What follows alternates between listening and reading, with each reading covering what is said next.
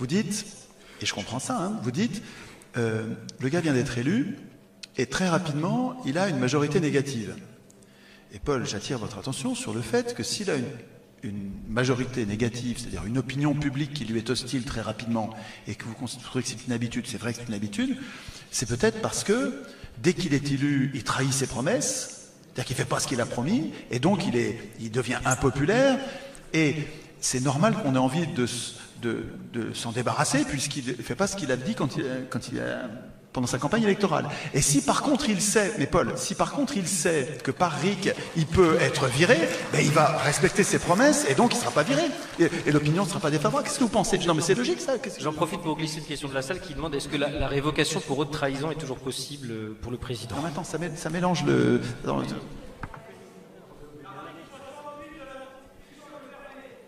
Le problème, c'est qu'on est bien là sur une question d'interprétation. Donc, est-ce que... Oui, parce que j'ai eu aussi l'information, évidemment. Est-ce qu'on révoque Emmanuel Macron pour haute trahison? C'est un point de vue. C'est un point de vue. Est-ce qu'il est illégitime, ce point de vue Est-ce qu'il est illégitime? Imaginez qu'une majorité dise il nous a trahis, il faut qu'il soit destitué. Vous trouvez ça illégitime? Moi, je trouve ça... Pourquoi pas quoi? Qu'est-ce qui vous choque? Enfin, est-ce que c'est le peuple qui est souverain ou pas? Si le peuple a sa majorité, et il n'y a qu'à dire une majorité renforcée, si vous voulez, il n'y a qu'à dire qu'il y a une majorité renforcée, c'est-à-dire que, par exemple, si le peuple aux 2/3, ou à 60%, si le peuple à 60% ou aux 2/3 décide qu'il doit être destitué pour haute trahison, est-ce que vous trouvez que c'est illégitime? Enfin... Est-ce que le mode électoral est aussi permet bien vraiment l'expression démocratique aujourd'hui? La question se pose par exemple de rendre le vote obligatoire, la participation citoyenne. Non mais c'est autre chose ça, Cédric. C'est autre chose. Oui, mais si les modes d'élection sont pas non plus cohérents par rapport à l'enjeu qui est posé, est-ce qu'aujourd'hui on peut dire bah oui tiens on va destituer un président, on va sortir du... Destituer, t'as pas besoin de la proportionnelle pour destituer, c'est oui ou non. Oui, il a trahi ou non, il a pas trahi. Enfin, je comprends pas pourquoi tu...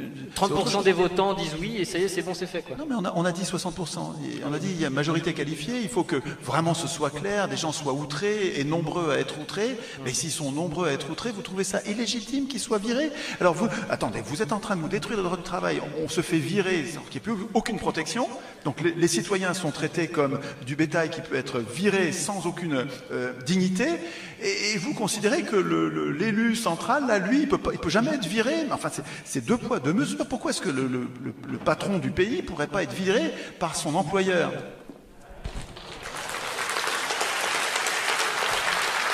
Soyez logique, soyez libéral. Hein, si on n'est pas content, si l'employeur n'est pas content du président, pourquoi? Enfin, ça me paraît pas excessif. Enfin, ça veut dire que sur 40 millions, les 2/3, vous avez 30 millions de personnes qui sont pour la destitution. C'est pas illégitime de l'effectuer, ça, non?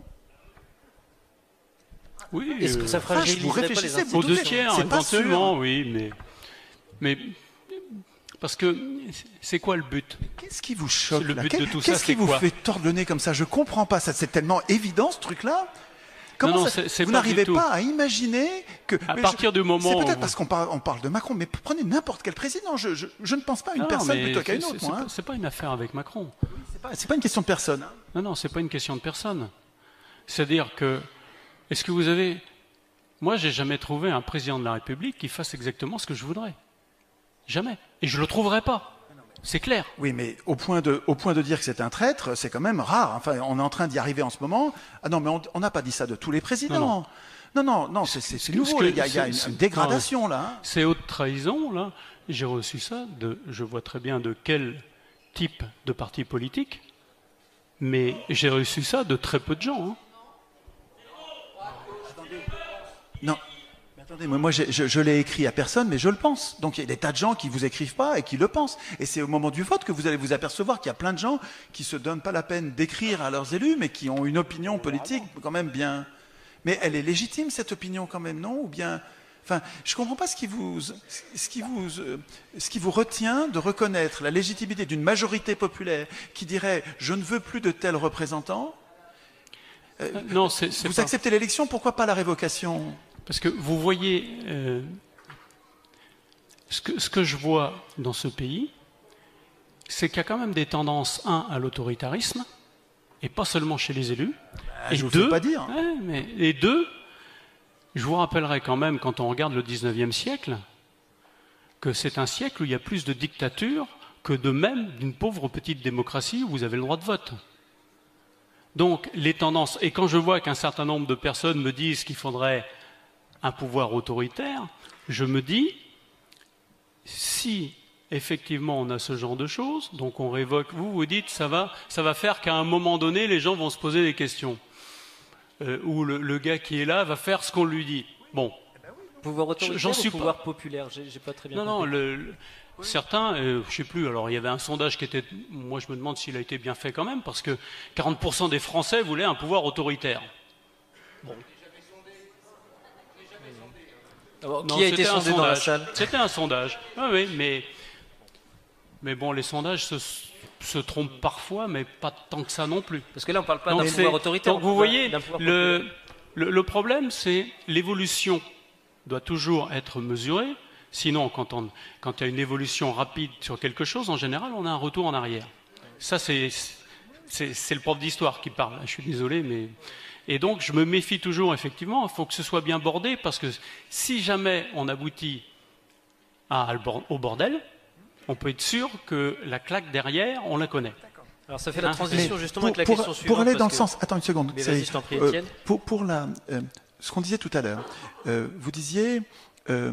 le RIC révocatoire, ça va poser un problème parce que dès que le gars est élu, il est impopulaire, et comme il est impopulaire, le moindre RIC va le mettre dehors, et comme on va le mettre dehors, il va se représenter, on va le réélire, alors ça pose un problème d'instabilité.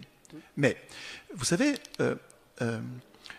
en Suisse, alors c'est pas sur le révocatoire, mais le mécanisme va être le même. En Suisse, ils peuvent abroger une loi qu'ils considèrent comme ne servant pas l'intérêt général. Et ils ne se privent pas de le faire. Quand en 2010, nos élus ont dégradé nos retraites, on nous a condamnés à 2 ans supplémentaires de travaux forcés. Nous n'avions aucun moyen de résister. Quoi, on est passé de 60 à 62 ans de travaux forcés. Oui, c'est ça. Non, c'est pas une exagération. Et nous n'avions... En quoi j'exagère? C'est pas vrai ce qu'ils... Attends, comment vous présenteriez ça? Où est-ce que j'ai exagéré? 2 années de travail supplémentaire. Le travail forcé, je sais bien ce que c'est. Ça s'appelle forcés. Le bagne, c'est pas tout à fait la même chose. Oui, non, mais c'est les travaux forcés. Non, les travaux forcés, ça peut être autre chose que le bagne. Le bagne, c'est le bagne. Non. Quand on passe de la retraite de 60 à 62 ans, c'est des travaux forcés. C'est-à-dire que vous étiez libéré de ce travail par la retraite et vous n'êtes plus libéré, il va falloir que vous travailliez. Non, en tout cas, bon, peu importe. Admettons, donc, on nous a condamnés à 2 ans de travaux supplémentaires. Et nous n'avons pas pu résister. En Suisse, les parlementaires leur ont fait un coup pendable du même tonneau, pas exactement les mêmes modalités, mais ils ont dégradé les retraites. Dans les semaines qui ont suivi, par référendum d'initiative populaire, ils ont abrogé la loi. Montesquieu, tout pouvoir a besoin d'une limite. Le RIC serait une limite qui conduirait à la vertu les acteurs. Et les acteurs, je ne dis pas qu'ils sont mauvais, je dis pas du tout que les élus, les présidents sont malhonnêtes. Là, vous êtes sur les deux, oui, le révocatoire et l'abrogatoire. Ça, je suis assez d'accord avec vous là-dessus. Tu disais, est-il imaginable que le Parlement abandonne son droit, c'est toi qui disais Cédric, est-il imaginable que le Parlement abandonne son droit de modifier la Constitution? Ce à quoi a répondu Paul. Et je voudrais vous poser la question, Paul, enfin vraiment, il n'y a pas d'acrimonie dans ce que je dis. Je vous pose une question logique de politique au plus haut niveau, de philosophie politique. Une constitution, ça sert à instituer des pouvoirs dont nous avons besoin. Nous avons besoin de représentants. Il n'est pas question qu'on écrive tous nos lois. On n'a pas envie, on n'est pas capable. Ok, on a besoin de représentants. Une constitution, ça sert à instituer des représentants. Mais depuis la nuit des temps, on sait que le pouvoir corrompt, le pouvoir est dangereux et que nous avons à craindre du pouvoir. Donc dans la Constitution, il y a l'institution des pouvoirs et les contrôles des pouvoirs. Or, donc ce texte est comme un contrat social que les représentés passent entre eux pour faire émerger des représentants dont ils ont besoin, mais les représentants ne préexistent pas à la Constitution. Les représentants vont émerger de la Constitution. Et donc, quand je dis que quand les représentants Je dis pas du tout qu'ils sont malhonnêtes. Quand je dis qu'ils sont en conflit d'intérêts, je dis pas qu'ils sont malhonnêtes. Mais quand je dis que les représentants, dans le processus constituant, au moment d'écrire ce texte, écrire le texte qui va contenir normalement leurs limites, les limites de leur pouvoir. Et ces gens-là sont en conflit d'intérêts, comme un juge qui doit juger sa propre fille. Vous savez, quand au planning du tribunal arrive sa propre fille, ou quand moi je vois passer, je suis prof, quand je vois passer un élève qui n'était pas mon élève cette année, mais qui était un élève de l'année d'avant, il est passé en candidat libre, et je vois arriver un candidat qui normalement devrait être anonyme, je ne devrais pas le connaître, et je vois un ancien élève. Je suis en conflit d'intérêt. Je ne suis pas un mauvais prof. Juste parce que je suis en conflit d'intérêt et que je ne peux pas rendre la justice, c'est-à-dire je ne peux pas lui donner une note honnête, je vais me récuser moi-même. Je ne vais pas attendre même qu'on me récuse. C'est mon honneur de dire non, cet élève-là, je le connais, il faut que ce soit un autre jury qui le juge. Et quand un juge a jugé sa propre fille, il se récuse lui-même. Il n'attend pas qu'on le récuse. Comment ça se fait que les parlementaires se permettent d'écrire eux-mêmes la Constitution dans laquelle ils sont juges et partis, dans laquelle ils sont ceux-là même qui devraient avoir peur de la Constitution, être contraints par la Constitution. La Constitution, c'est les limites de vos pouvoirs. Comment ça se fait que les parlementaires ne se sentent pas, comme l'était Robespierre, vous savez, quand Robespierre avait écrit ce grand discours pour convaincre la Constituante qu'ils étaient en conflit d'intérêts, qu'il fallait pas qu'ils se présentent à la législative. Vous voyez, il fallait pas qu'ils rentrent dans les habits qu'ils avaient eux-mêmes écrits. Donc, comment ça se fait que les parlementaires aujourd'hui soient pas capables, à l'image de Robespierre à cette époque, de se récuser en disant c'est pas à nous d'écrire la Constitution, il faut que ce soit le peuple lui-même, les représenter. Qu'est-ce que vous dites de cette idée? Que ça devrait être aux simples citoyens d'écrire la Constitution plutôt qu'aux parlementaires? C'est pas agressif ce que je vous dis. Je pose une question de politique. Je prends pas. Oui, pourquoi pas. Oui. Mais juste, il faut trouver le moyen de le faire. Comment on fait? Une assemblée constituante tirée au sort. Vous avez des simples citoyens plutôt qu'avoir une assemblée constituante élue. Qu'est-ce que vous... Non, mais peut-être que je rate quelque chose. Peut-être que je rate une difficulté, un piège, quelque chose que j'aurais pas vu. Dites-moi, qu'est-ce qu'il y aurait à craindre d'une assemblée tirée au sort que nous aurions formée, peut-être qui va entendre les avis de quelques grands juristes pour voir un peu les risques qu'il y a à écrire une constitution. Mais vous savez, en Irlande, en Islande, il y a en Colombie-Britannique, une assemblée tirée au sort a réécrit tout le code électoral. C'est vraiment une partie compliquée de la Constitution. Des gens qui connaissaient rien, qui regardaient la télé en faisant des blagues à la con et en bouffant des frites. Des gens, vous n'auriez jamais dit que ces gens-là auraient écrit une Constitution. Ils ont eu super peur quand ils ont appris qu'ils allaient écrire la Constitution. Ils ont eu les jetons. Ils ont décrit aux journalistes leur panique. Et en fait, quelques mois plus tard, ils étaient fiers, les larmes aux yeux, d'avoir pu écrire ce texte et qui est passé. Il a eu 57%, je crois, ou 54, 57, je crois. Il fallait avoir la barre de 60. Mais enfin, c'était un succès ce truc-là. Pourquoi ça apparaîtrait pas tout le temps? Pourquoi est-ce que des citoyens qui se donnent... Vous savez, quand vous faites confiance aux gens, vous êtes prof, vous le savez, quand on fait confiance aux gens, ils se transforment en bien. Ils essayent d'être dignes de notre confiance. C'est pareil avec des tirés au sort. Si c'est des tirés au sort pour avoir un avis consultatif, ils se donnent pas de mal parce que ça sert à rien, ça va pas être impératif. Mais si vous leur faites confiance et que la décision va être prise par eux, mais ils arrêtent tout. Ils ont arrêté de regarder la télé, ils se sont mis à lire des bouquins, ils se sont mis à parler de politique entre eux. Et c'est pas... Est-ce que j'oublie quelque chose d'important? Non, il faudra juste changer la Constitution. Ah ben oui, d'abord. Il faut qu'on l'écrive. Ah ben oui.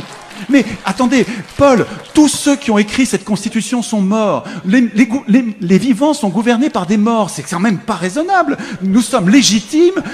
Condorcet disait, une génération ne peut pas assujettir à ses lois les générations futures. On peut pas le dire mieux, c'est 0% de matière grasse. Je crois que De Gaulle le disait lui-même, puisqu'il disait qu'une Constitution, c'était valable en gros 20 ans et qu'il fallait la changer. Exactement. Donc, mais il aurait dû écrire l'article dans la Constitution en disant dans 20 ans on revote, on réécrit. La Constitution de 58, elle est obsolète dans bien des domaines. Ça, c'est bien clair. Mais elle nous emprisonne. Ah bah oui. La preuve, pour avoir essayé de la changer un tout petit peu, j'y suis pas arrivé. Donc effectivement, vous n'êtes pas hostile à l'idée d'un processus constituant populaire? Non. Vous êtes quelqu'un de bien, vous, hein?